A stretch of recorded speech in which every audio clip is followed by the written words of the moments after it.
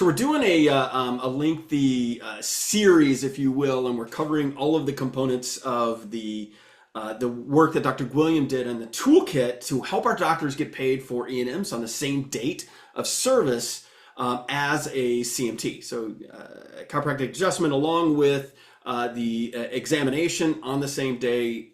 We believe that the vast majority of the time that is appropriate. But insurance companies like to basically treat everybody like an outlier. And so we know that there are outliers that are doing examinations way too often and billing out for those services way too often. But that is not the norm. In fact, the vast overwhelming majority of doctors are doing this correctly, and insurance companies are still continuing to bundle them, or to use the pie analogy, are taking this larger pie and cramming it into the smaller pie and paying for just the one pie when they're getting everything and they're getting the benefit of both pies. And here's what's really interesting. Is what we find is when we do the research, these things are appropriate when our doctors are doing it, and that's why the tips in the toolkit, we'll include a link down below, but in the toolkit that Dr. Gwilliam put together, those tips actually are just telling the story differently. So it's doing what you're doing already, but telling the story differently, both on the claim form and in your documentation. So what are we seeing? When is an E&M appropriate?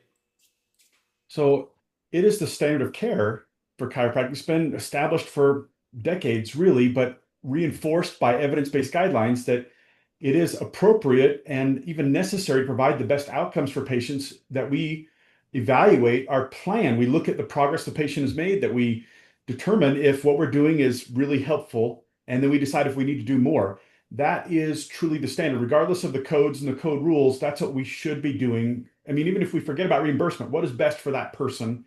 What do they really need? We need to stop periodically and check our progress, just like you're on a long road trip and you got to get out of the car and pull the map out and spread it over the hood and look, did we get where we need to go? Do we need to change route? We have to do that periodically with patients.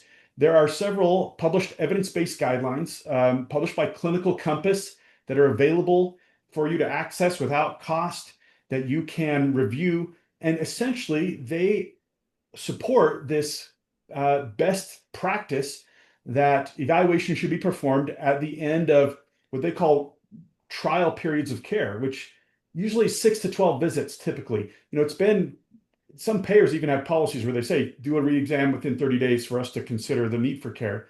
But the majority say, or rather, the problem we're trying to solve is those who never pay for these types of revals. By the way, I want to make it clear, there are certain circumstances, someone fell out of a tree, they got hit by a bus. That's a clear reason for a new evaluation. We're talking about, how do we justify these periodic reevaluations that are part of the standard of care? We're in the middle of progress, we're trying to measure it. These are the kinds of evaluations we're trying to clarify about. Agreed, but there's also times where we're finding the insurers are actually bundling even new injuries. In fact, we've seen it, and I've seen it come across my desk, where we'll have somebody who had been under care at one point. They haven't been under care for about 18 months. They have a new injury. Maybe they were just raking in their backyard or gardening or who knows what, right? It doesn't really matter. But at the end of the day, they come back into the chiropractic office. That's still going to be your 99212 or 213, depending on the level of exam that you're performing, right? It's still, considered that re-exam in a sense. But here's what's really interesting. And this is Blue Cross Blue Shield of Illinois. So I'm going to give a quote directly from the chiropractic guidelines that they put out. And this is exactly what they say. Examples of when it may be appropriate to bill an additional E&M service would be the evaluation of new patients, new injuries, exacerbations, and then, to your point, or periodic reevaluations. They actually call it out and say that is an example of when it would be, or I guess to use their words, may be appropriate. And that's why the toolkit matters. Again, we'll drop the link down below. But they even say that periodic reevaluations are a key component to be able to appropriately bill and get paid for.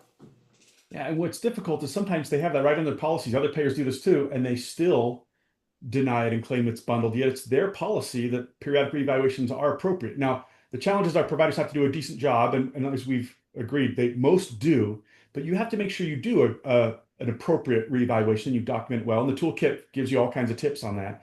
There's another payer network that speaks about this in a way that I think helps us understand another concept, and that is that they say that reevaluations are necessary after a trial of care to determine if there was significant functional improvement and if there should be another trial warranted.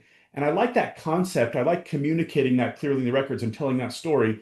If you structure your care and the story that you tell as here's a trial phase of care, and we have to figure out if it's doing what we want it to do. And if it does, we're going to determine if we need more.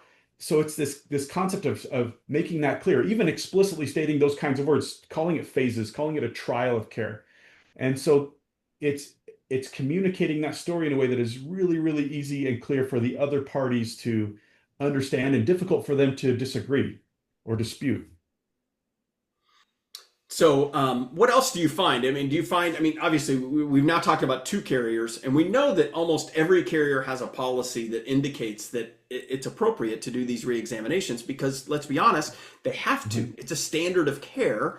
I think, is it Blue Cross Blue Shield of Kansas City? I think is one of the other ones, right? Yeah. And this is representative of most all payers have something like this because this is verbiage right out of the code manual for the most part.